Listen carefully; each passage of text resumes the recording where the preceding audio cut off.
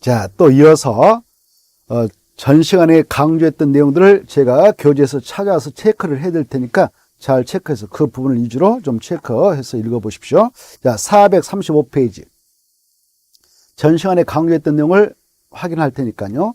관리처분계획 내용 해가지고 관리처분계획에는 다음 사항의 것들이 포함된다. 그래 박스 안에 들어가서 보니까 사업시행자가 관리처분계획 수립 시 포함시켜야 할 내용 해가지고 1번, 2번, 3번 보면 분양 대상자별 분양 예정인 대지 또는 건축물 추산액. 이건 분양가라 이렇게 생각하면 돼요.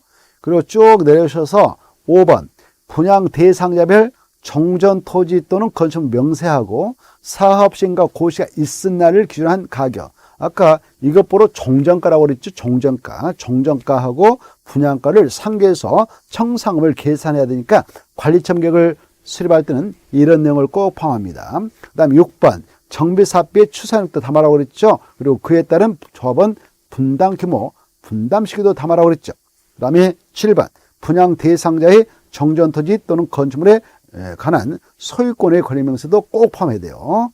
그 다음에 8번 세입자별 손실보상을 위한 권리가 뭐가 있는가 명세에 조사해서 담고 그 가격은 얼마짜리냐 평가액도 담아라. 여기까지는 좀 읽어두시기 바랍니다.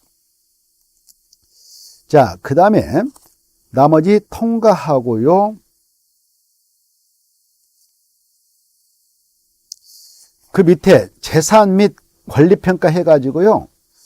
정비사업에서 관리처분계획 내용에 포함시켜야 하는 사항인 분양 대상자별 분양 예정 대지 또는 건축물로 수산액, 분양 대상자별 종전토지 건축물로 명세와 사업시행과 고시가 있은 날을 기준한 가격, 세입자별 손실보상을 위한 권리명세 그 평가액에 대한 재산 또는 권리를 평가할 때는 어떻게 평가해서 그것을 결정하느냐 아까 설명했죠. 자, 넘어가 보십시오. 436페이지 1번 내용을 보면 감정평가 법인을 동원시켜서 바로 산술 평균해가지고 산정하게 되는데 감정평가 법인들을 동원해서 가번 주관경 개선사업과 재개발 사업에서는 누가 이 감정평가업자 등을 감정평가 법인 등을 동원시키느냐 시장 군수 등이 선정 계약한 2명 이상의 감정평가 법인 등이 들어와서 평가를 해줘. 그리고 2명 이상이니까 2명만 동원해야 된다고 그랬죠. 그리고 평균가를 내서 최종 확정한다고 그랬죠. 근데 재건축 사업은 다르다고 그랬죠. 재건축 사업은 감정평가 법인을 동원할 때 시장 군수 등이 1명 이상 조합 측에서 1명 이상 이렇게 해서 양자가 투입시킵니다. 그래서 산술평균에서 가격을 결정한다 이렇게.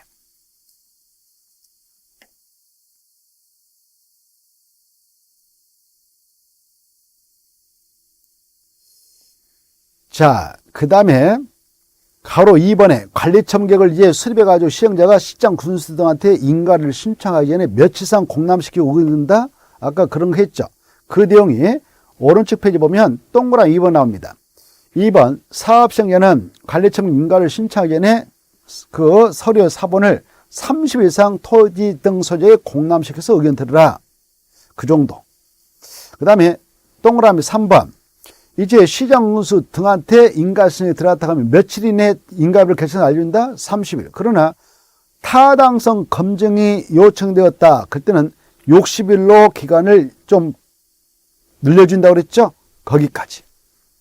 이때 타당성 검증은 어떨 때 하느냐?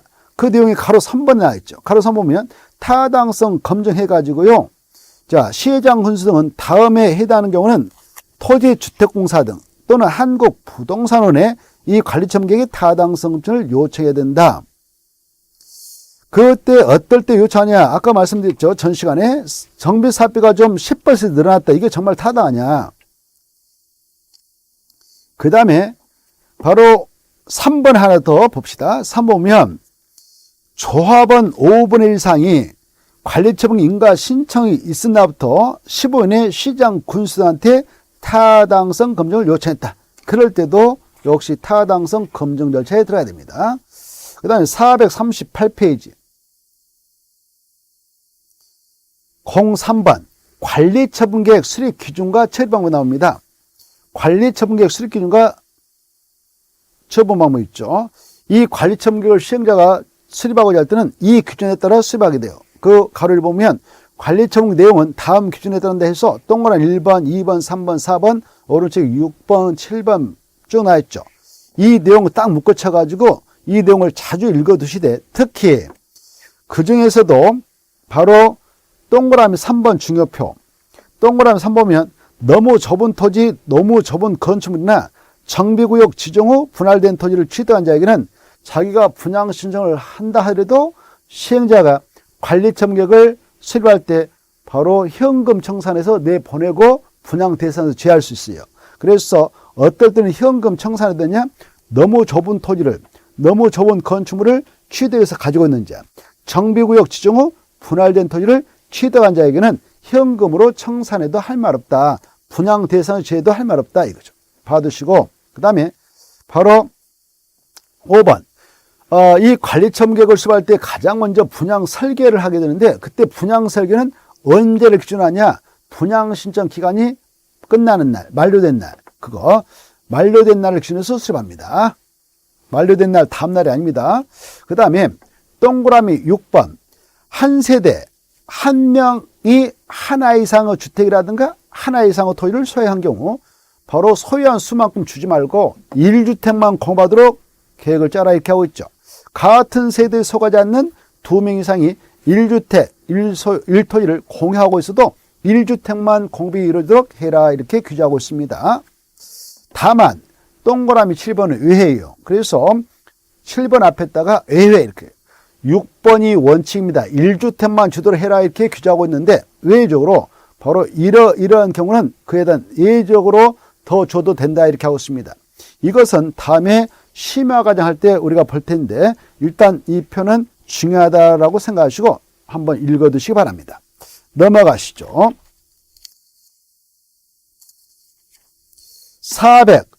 440페이지 넘어가시고 441페이지 4번 관리처분의 인가 엄청 중요표. 자, 전 시간에 다 설명드렸던 것인데, 동그란 1번 종전토지 또는 건축물의 소유자 등 이런 권리자들은 뭐가 있으면 종전의 토지 건축물의 사용수익이 정지돼서 사용수익할 수 없냐? 관리처분계획 인가고시가 있는 때, 그따 체크. 관리처분계획 인가고시가 있는 때에는 언제까지 그걸 사용수익 못하냐?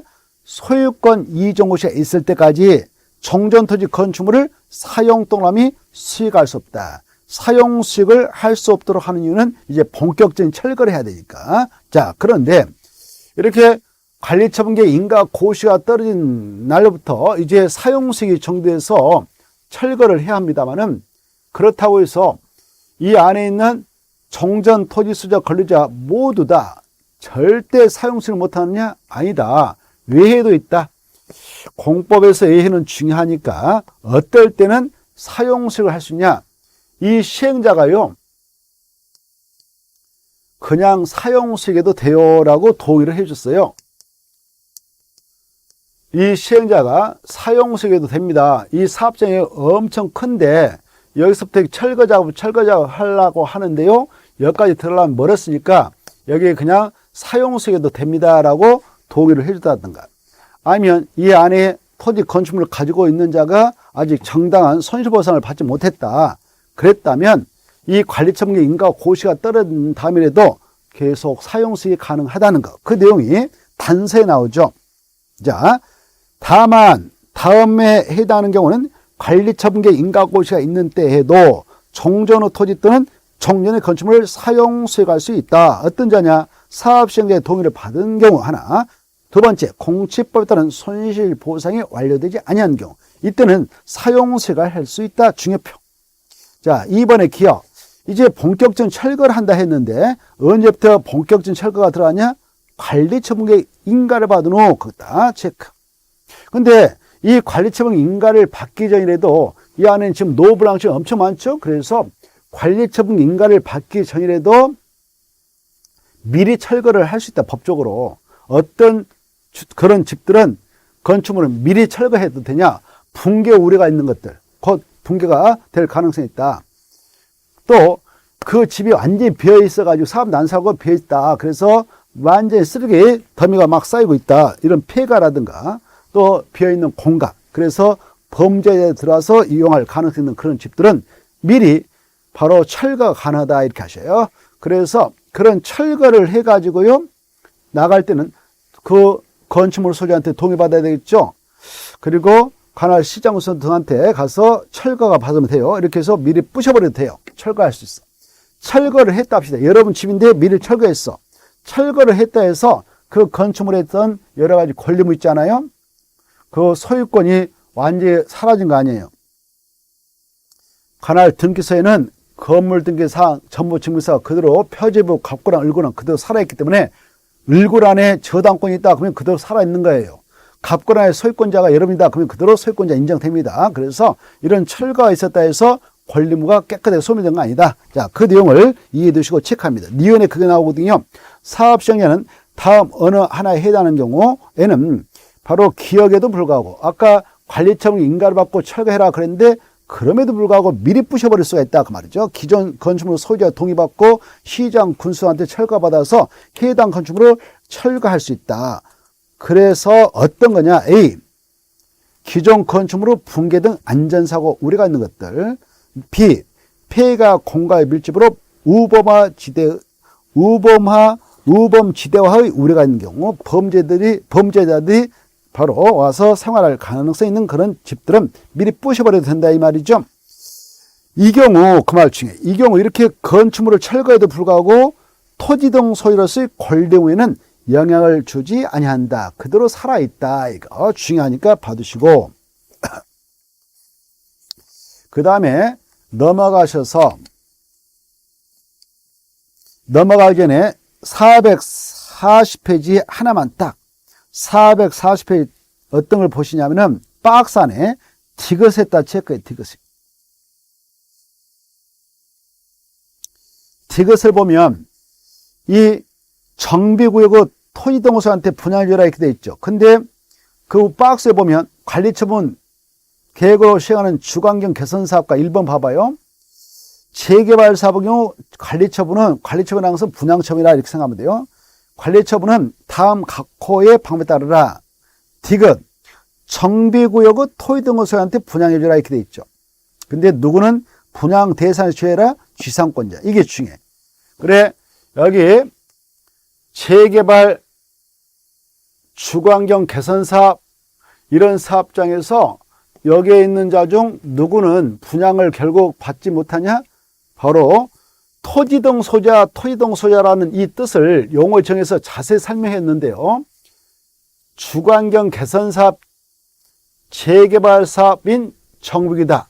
그때 토지동 소유자는 누구냐? 그러면 이 안에 있는 토지 소유자, 건축물 소유자, 지상권자를 의미한다고 그랬죠.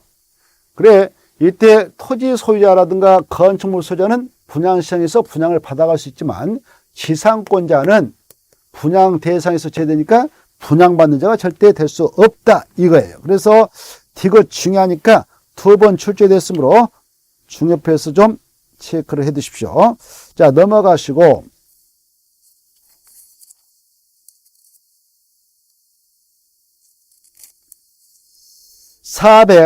442페이지 마지막 줄 주택을 공급해가지고요. 1번 정비사업 시행으로 조성된 대지 및 건축물은 무슨 계획에 따라 분양처분과 관리를 해야 된다? 관리처분 계획 중요해요. 관리처분 계획에 따라 네모 딱 해서 별표. 관리처분 계획이지 사업 시행 계획 이렇게 장난친단 말이에요. 이렇게 나왔어. 그럼 틀려요. 사업 시행 계획이 아니라 관리처분 계획. 그 다음에 또 정비사업 시행으로 건설된 건축물을 인가받은 무슨 계획에 따라 토지 등 소유자한테 공급한다. 또 관리처분 계획 네모에서 중요표. 거기도 사업 시행 계획 이렇게 나왔어요. 그럼 틀려요. 이거 아니다. 관리처분 계획이다. 이거. 그 다음에 쭉 넘어가셔서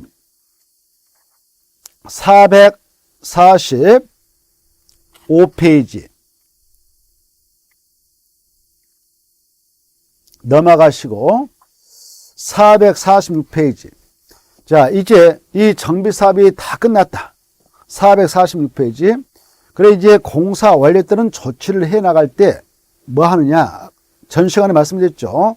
이제 공사가 다 끝났으니까 시장, 군수 등이 아닌 시행자인 뭐 저와 같은 시행자가 있다, 토지동소자가 있다, 뭐 지정개발자가 있다. 그네들은 준공인가를 신청해서 준공인가를 받아야 되겠죠. 시장, 군수 등이 직접 시행자면 공사가 끝나면 자기한테 준공인가 받을 필요 없으므로 공사하려 고시해서 사업을 마무리시키죠. 그리고 나서 분양 신청했던 자들에게 소유권 이전해서 분양 처분해 줍니다. 자, 그걸 보겠는데 가로 1번. 네, 1번. 시장, 군수 등이 아닌 사업 시행자가 정비 사업의 공사를 완료한 때에는 준공인가 신청서를 제출해서 시장, 군수 등의 준공인가를 받아라. 다만 사업 시행자가 토지주택공사인 경우 한국토지주택공사가 지가 시행했다 그러면 한국토지주택공사법에 따라 자체적으로 자기가 준공인가를 처리할 수 있어요. 그리고 우리가 스스로 다 처리했습니다 라고 관할 시장, 군수한테 통보하면 또 시장, 군수한테 준공인가 받을 필요 없다는 거. 그것도 좀 받으시고 그 다음에 쭉 내려가셔서 동그라미 3번. 시장, 군수 등은 이렇게 저와 같은 시행자한테 준공인가 신청받아서 이제 준공검사를 들어갑니다. 준공검사를 실시한 결과 인가받아왔던 사업 시행계획대로 완료됐다 인정하면 준공인가를 하고 공사 완료 고시를 해주죠. 그런데 시장, 군수 등이 직접 시행하는 정비 사업에 관한 공사가 완료될 때는 그 완료를 고시하면 되는 거지 준공인가 받는 거 아니다. 이거 아까 했죠. 자, 읽어두시고 그 다음에 이제 오른쪽 넘어오셔서 447페이지 큰 2번. 큰 2번 보시면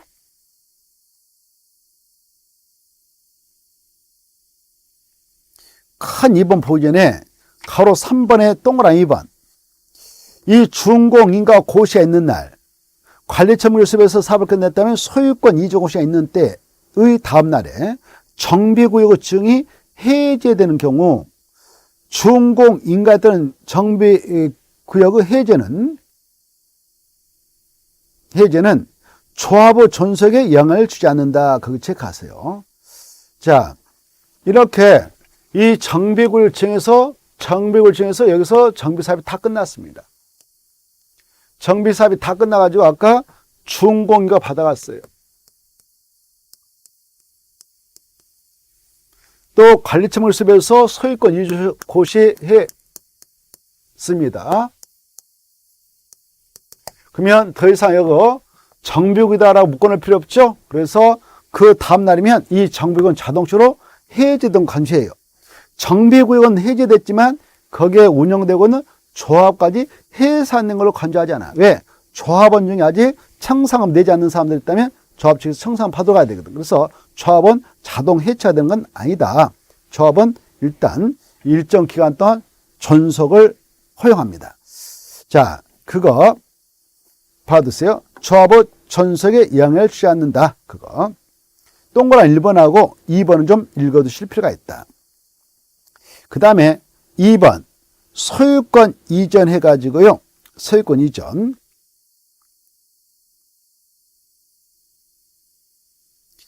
자, 동그란 1번 사업 시행자는 준공인가 공사를 고시했으면 지체 없이 다 줄 거예요. 할 수 있는 가장 빠른 시기를 지체 없이라고 표현합니다. 대지 확정 청약하고 그 다음에 토지 분할 대지 확정 청약했다 1번 토지 분할했다 주거시 2번 관리청에서 정한 사항을 분양받을 수 있는 통지 3번 대지 또는 건축물로 소유권을 이전 4번 이런 식으로 절차를 거쳐서 소유권 이전을 해줍니다. 시행자가.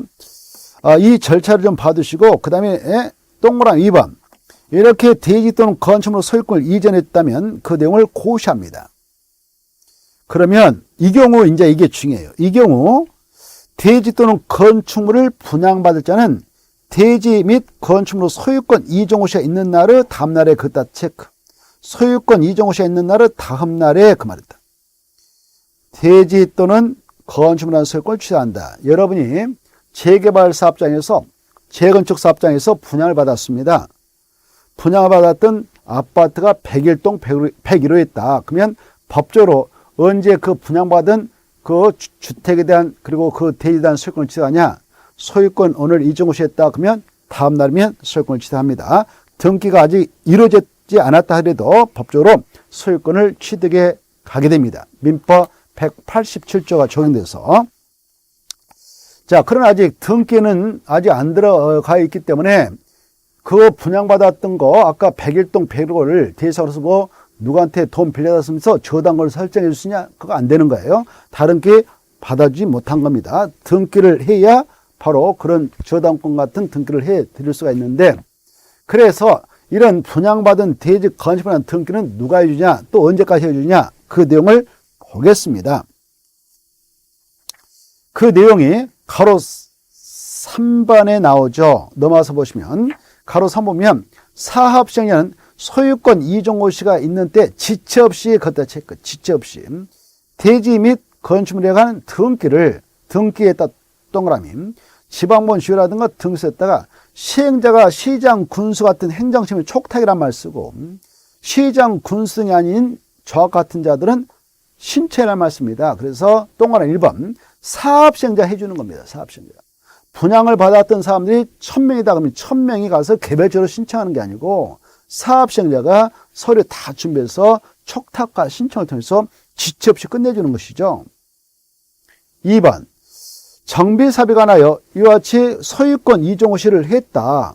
오늘 소유권 이종호 시 했다 합시다. 오늘 소유권 이종호 시 했다면 내리면 분양받은 자들은 분양받은 대지 건축물의 소유권을 취소하죠. 그리고 시행자가 지체 없이 등기를 하게 되는데 한 3일 후에 서류 싹 준비해서 등기소에다 갖다 의뢰해서 넣었다 합시다. 그때 등기가 이루어졌습니다. 그 사이에는 바로 저당권은 다른 등기를 해주지 말라 이렇게 하고 있죠. 그게 2번입니다. 정비사비가 나여 소유권 이종호 씨가 있은 날부터 대지 및 건축물에 관한 소유권 이전 등기가 있을 때까지는 저당권 등 다른 등기를 하지 못한다. 여기에 받으시고, 그리고 다시 앞으로 가셔서 아까 전 시간에 했던 거 체크를 해드리겠는데 447페이지 동그라미 1번 마지막 게, 자, 대지 또는 건축물을 분양받을 자에게 그 다음에 줄 거예요. 소유권을 딱 시행자가 이전해 줬다. 소유권을 딱 이전하면 종전 토지 또는 종전 건축물에 설정된 저당권 등 이런 등기된 권리는 분양받았던 대지 건축물로 넘어와서 설정된 관리한다고 그랬죠. 그래서 마지막 줄, 그런 등기된 권리는 소유권을 이전받은 대지 또는 건축물에 설정된 걸로 간주됩니다. 따라옵니다. 종전 토지, 종전 건축물에 그 등기된 권리가 있다. 뭐 저당권 등 이런 등기된 권리가 있다. 그러면 그런 권리는 분양받았던 대지 건축물로 넘어와서 설정된 걸로 간주됩니다. 뭐 하자마자? 소유권을 이전하자마자. 자, 그 다음에 넘어가셔서 449페이지 청상음을 보죠. 이 청상음은 자, 전 시간에 중요한 거 다 언급했기 때문에 체크만 하겠는데요. 1번 청상음 뜻이 나와 있죠. 청상음이란 새 것을 대지로서 건축물로서 분양받았습니다. 대지 뜻 알죠? 여기 정비법 공부할 때요,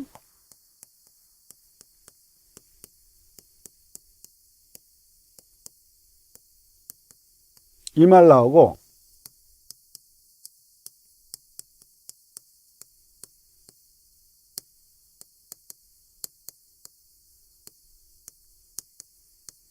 이 말 나오죠.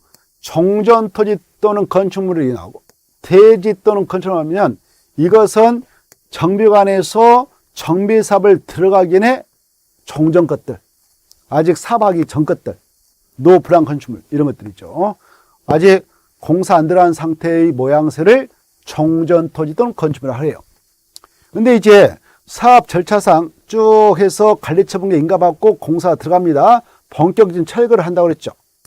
기존 건축물 싹 철거하고 싹 밀어서 다 속된 말로 치워버립니다. 싹 치우면 뭐가 나올까요? 땅바닥 나오겠죠. 그래서 예쁘게 땅을 만들어요. 정비사업을 통해서 이렇게 만든 땅을 대지 그래요. 대지. 여기가 정비구이다 그러면 싹 밀어가지고 포크레 정리해서 예쁘게 땅을 만들어요. 이걸 뭐라 한다? 대지. 대지 뜻이 그렇죠. 정비사업에 하여 조성된 토지다. 그래 이렇게 대지 만들고 여기다 새로운 아파트 건축하겠죠?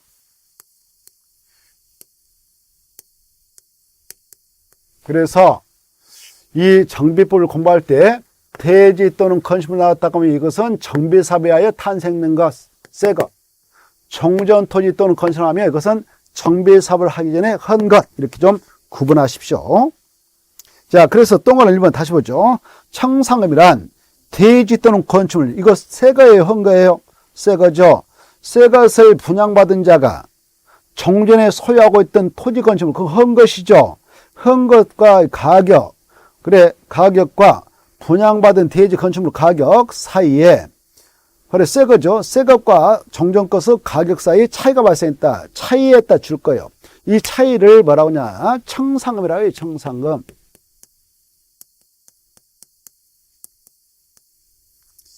그 차이가 있는 경우에 그 차익에 상당한 금액, 그 차익에 상당한 금액이 곧 청상금이다. 그 말이죠. 자, 그 다음에 이제 2번, 3번 두 개를 묶어요. 2번 앞에다 원칙, 3번 앞에다 예. 그래서 원칙은 청상금을 한 번에 내 나라에서 징수하고 한 번에 바다가라에서 일괄 지급을 해줘. 언제? 소유권 이전해주고 나서, 이종시하고 나서. 그런데 그러하기는 한 번에 주고받으면 힘들면 분할 징수, 분할 지급할 수 있다고 그랬죠? 그래서 3번. 이따가 중요하다. 분할 징수, 분할 지급할 수 있다. 언제부터 언제까지냐? 기간은 관리처분 인가 후부터 소유권 이종고 시까지다. 받으시고. 그 다음에 나머지 통과하고요. 가로 3번. 시장 군수 등인 사업시행에는 청삼을 납발자가 내지 않고 버티고 있다면 직접 강제 징수할 수 있다고 했죠. 근데 마지막에 시장 군수 등이 아닌 사업시행자, 뭐 저와 같은 친구다. 그러면 자기들은 직접 강제 징수할 수 없고 시장 군수 등에게 청사무 징수를 위탁할 수 있다고 그랬죠. 자, 그 다음에 넘어가서 보시면 가로 4번에 1번, 2번 체크합니다. 4번, 1번, 2번. 자, 1번 청상물 지급받을 자가 이를 받을 수 없거나 거부했다. 그러면 사업시행은 어떻게 하고 끝낼 수 있다? 공탁할 수 있다, 없다? 있다고 그랬죠. 청상은 공탁할 수 있다. 2번 소멸시효 중요하죠. 청상을 징수할 수 있는 권리자, 시행자죠. 지급받아갈 그 토해동호 소유자. 그네들 언제까지 그 권리 행사하지 않으면 잠자고 있는 자 법에서 보호하지 않습니까? 권리 행사하지 않고. 그래, 5년간 잠자고 있으면 권리 소멸시켜버립니다. 자, 그래서 청상의 소멸시효는 5년이다. 5년은 다 암기해서 들어가는데 기산점이 언제냐 이게 중요해요. 줄 거예요. 소유권 이종고 시가 있은 날입니까? 다음 날입니까? 다음 날이다 이게 중요해요. 그래서 다음 날부터 5년간이다. 그 다음에 나머지 통과하고요. 쭉 넘어가셔서 이제 한참 나오면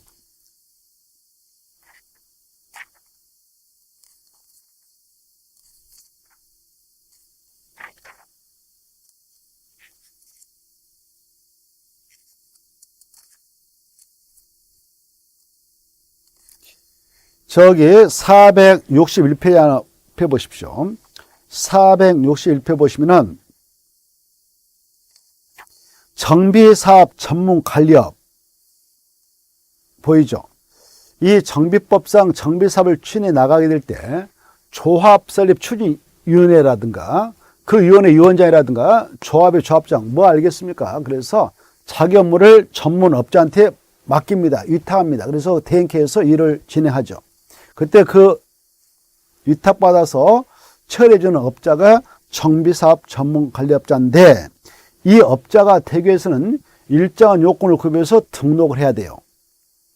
그러면 정비사업 전문관리업자가 되는데요. 이때 등록 관청이 어디냐? 가로 1번에 셋째 줄 시도사다. 거기다 딱 하나 줄 거예요.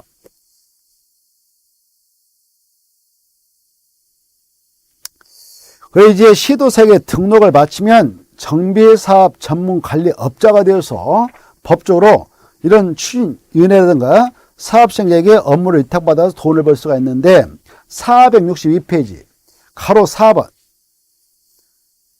3번 업무 제한.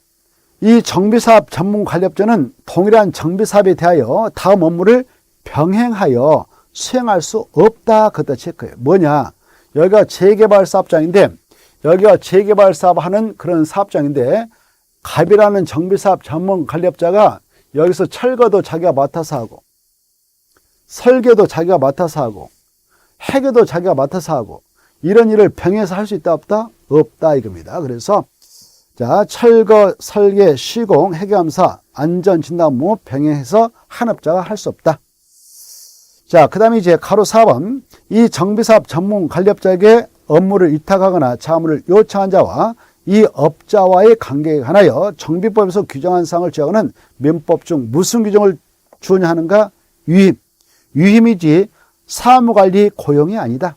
그 다음에 5번. 5번은 좀 중요표. 이 정비사업 전문 관리업자가 업을 수행하다가 법을 위반하면 등록 내줬던 시도사가 그자의 등록을 반드시 취소시켜야 되는 사유가 4가지가 있고요. 그런 4가지 아니면 영업정지를 내릴 수 있고 그 등록을 취소할 수 있다 이렇게 됩니다. 그래 4가지가 중요해요. 4가지 그것도 써놨죠. 자, 시도사는 정비사업 전문관리업자가 1번부터 4번의 사유에 걸리면 등록을 취소할 수 있다. 하여야 한다. 하여야 한다. 필수적 취소가 되죠. 거짓 부정법으로 등록을 받아갔다 들통나면 반드시 취소시켜버려라.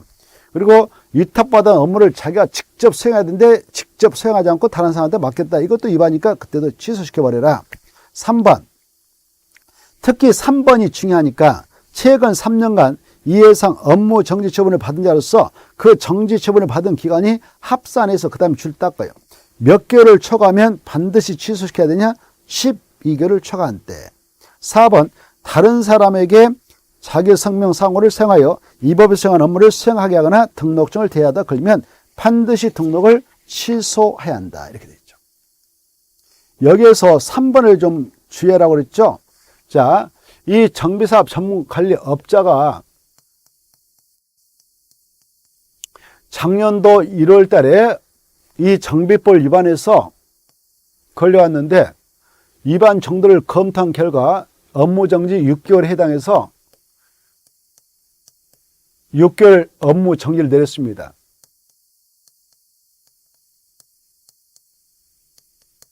그래서 업을 중단하고 이 업자 쉬었어요. 6개월 지나고 나서 이제 기간 끝났으니까 업무를 다시 재개했습니다. 근데 올해 1월 달에 또 걸려 들어왔습니다. 이 업자가요. 법을 검토해 보니까 이번에 걸렸던 건도 똑같이 6개월짜리 업무 정지 건이네요. 이랬을 때 이 업자에게는 시도사가 6개월의 업무 정지를 내릴까요? 업무 정지 명령을 내릴까요? 아니면 등록을 취소시켜야 됩니까?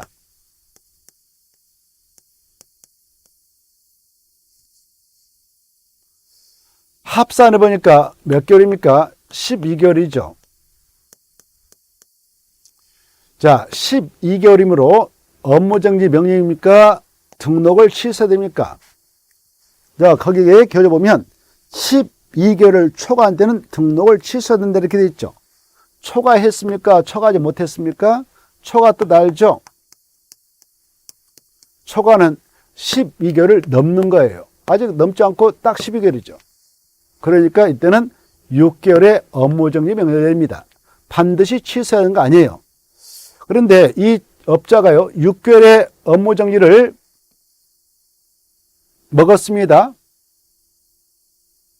그런데 6개월 끝나고 나서 올해 다시 업무를 재개했는데 10월 달에 또 걸려 들었다 합시다.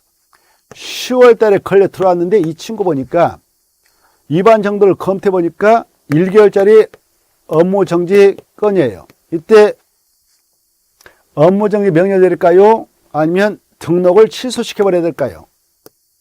등록을 취소시켜야 되죠. 합산하니까 12개월을 초과했잖아요. 이때는 1개월의 업무정지 명령 내는 게 아니고 등록을 반드시 취소해야 된다. 12개월을 초과하면 등록을 취소시켜야 되죠. 그래서 이걸 좀 잘 이해해 두십시오. 12개월을 초과한 때다.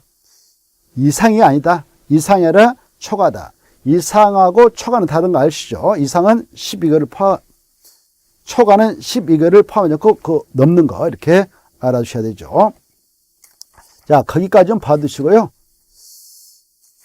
그 다음에 464페이지 하나만 정비법 보고 정비법 마무리 짓겠습니다. 5번 지분형 주택을 좀 눈여겨보세요. 지분형 주택 464페이지 보면 지분형 주택이 나오는데요. 지분형 주택이 무엇이냐, 그게 1번에요. 그 뜻이 숨어 있습니다. 이 정비사업을 추진하다 보면, 정비사업장 안에 들어가서 정비사업을 추진하다 보면 여기에 살고 계신 분 중에 바로 정말 어려우신 분들도 있죠. 거기에 물건을 가지고 있는데 그 규모가 콩 많은 것들, 땅만 가지고 있다, 주택은 없다. 주택은 있는데 땅은 없다. 그래, 그걸 종전가 매겨보니까 얼마 안 된다. 그런 분에게는 바로 분담금 몽땅 내게 하면서 분양받아라. 그러면 분양받을 능력이 없으니까 쫓겨나야 되겠죠. 그러면 주관정을 위협하지 않겠습니까? 그래서 그분들에게 조그마한 주택을 60평부터 이하인 소형을 만들어서 이것도 다 분양받아가려면 힘드니까, 분양금 내려면 힘드니까 우리가 일부 지분 갖고 일부 지분값만 받고 와서 사서 이렇게 할 수 있으면 좋겠죠. 할 수 있으면 좋겠죠. 그런 취지에서 도입한 것이 지분형 주택입니다. 그래, 이때 이 사업을 하는 자가 한국토지주택공사라든가 지방공사일 때만 이 지분주택을 건설 공매에 제공을 하고 있는데요. 그때 이 시행자인 토지주택공사 등하고 이걸 분양을 받아가게 되는 분양자가 같이 공동 소유하는 것이 지분주택이에요. 자, 그러면 거기에 교재를 볼 것 같으면 이때 같이 공동 소유하는 기간은 10년 이내 범위에서 시행자가 시행합니다. 그러면 10년 동안 열심히 그 아까 지분형 주택을 분양받았던 분 노력하면 나머지 지분도 자기가 사서 자기 걸로 온전히 만들 수 있겠죠. 이렇게 기회를 제공하고자 이 지분형 주택을 만들어서 공급하고 있는데 1번 보겠습니다. 사업시행자가 토지주택공사 등이다. 그따 줄 거예요. 토지주택공사 등이라는 것은 한국토지주택공사하고 지방공사 말하죠. 사업시행자가 그런 자로서 분양 대상자와 분양 대상자는요, 밑에 기역, 니은, 디귿, 리을을 말해요. 기역, 니은, 디귿에 해당한 그런 요건을 갖춘 자만이 이 지분형 주택을 받아갈 수 있도록 합니다. 그런 분양 대상자와 사업시행자가 공동 소유하는 형식으로 하는 주택을 지분형 주택을 하는데, 이런 지분형 주택은 누구만 공급할 수 있냐? 토지주택공사 등이 시행자일 때만. 2번, 이런 지분형 주택 규모는 얼마까지만 가느냐? 소형, 주거 전용 면적이 60평부터 대한 주택을 한정한다. 그러면 이 지분형 주택 2분의 1씩 공급하는 토지주택공사 등이 절반, 공급받아가는 분양 대상자 절반, 이렇게 해서 가져갈 수가 있는데, 지분을 이렇게 공동 소유기간은 소유권을 취득한 날부터 몇 년 이내 범위에서 시행자가 하냐? 10년. 3번, 이런 지분형 주택의 분양을 받아갈 수 있는 대상자가 누구냐? 다음 요건을 모두 충족한 자로 하자. 누구냐? 박스 안에 기업, 분양 대상자별 종전 토지 또는 건축물 명세 및 사업시행과 고시가 있은 날을 사업시행과 고시가 있은 날을 기준한 가격, 그건 종전가를 말하죠. 종전가가 이에 따른 주택의 분양가격 이하에 해당하는 사람, 즉 소형 그 60평부터 이하의 분양가가 예컨대 1억이다. 그러면 1억 이하에 해당하는 사람, 종전가가. 여러분이 저 재개발 사업장 안에 종전의 토지 건축물을 가지고 있었는데 감정가 매겨보니까 사업시행과 고시가 있은 날을 기준으로 해서 종전가 매긴다고 그랬죠. 종전가 매겨보니까 3천만 원밖에 안 된다. 그러면 바로 소형 분양가가 지금 1억으로 책정이 됐다. 그러면 그 사람은 일단 해당되죠. 60평부터 이하의 분양가 이하에 해당하니까. 그리고 세대주야 돼요. 그 사람이 세대주로서 그 사업장, 이 정비계획안에 이 정비계획을 만들 때 공람을 시키는데, 정비계획 공람 공고일 당시 이 정비구역에 몇 년 이상 거주한 사람, 2년 이상 실제 거주한 사람, 일거. 그 다음에 디귿, 정비사업 시행으로 철거된 주택에, 여기에 지금 정비관에 가지고 있는 주택 딱 하나밖에 없어. 이거 아니면 대한민국 하나도 없단 말이에요. 그 사람. 이렇게 정비사업 시행으로 철거된 주택에 다른 주택을 전혀 소유하지 않는 사람. 이런 사람에만 지분형 주택을 주도록 하자 이거죠. 그래서 기여, 니은, 디귿 이런 세 가지 요건을 모두 갖춘 사람만에 한해서만 집5년 주택을 주는데 집5년 주택은 누가 시행할 때 만들어주냐? 토지주택공사 등기 때. 집5년 주택의 주거 전용 면적은 얼마 이하로 만들어서 주냐? 60제곱미터. 그래 이래 사업 시행자하고 분양 대상자가 공동 소유하는 2분의 1씩 지분을 가지고 공동 소유하는 기간은 몇 년에 범위서 하냐? 10년. 이렇게 좀 정리해 주시면 좋겠습니다. 자, 여기까지 해서 정비법을 마무리 짓고요. 잠시 쉬었다가 우리가 건축법을 좀 하고 오늘 일정을 마무리 짓도록 하죠. 자, 쉬었다 하겠습니다.